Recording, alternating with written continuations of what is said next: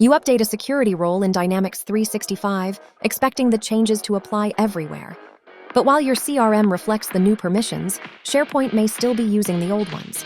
This can lead to users accessing documents they shouldn't, while others are blocked from files they now need. Keeping permissions in sync manually quickly becomes a challenge. That's where SharePoint Security Sync comes in. It automatically keeps your SharePoint document permissions aligned with your Dynamics 365 security model. So what happens when an existing security role changes? That's exactly what the Modify Security Role feature is designed to handle. Whenever an existing security role is modified in Dynamics 365, SharePoint Security Sync detects the change, identifies the affected users, recalculates their permissions, and automatically updates SharePoint. No manual permission changes, no outdated access. Your document permissions stay accurate, security risks are reduced, and administrators save valuable time by eliminating repetitive manual updates. Keep your SharePoint permissions in sync with Dynamics 365. Book a demo with us today.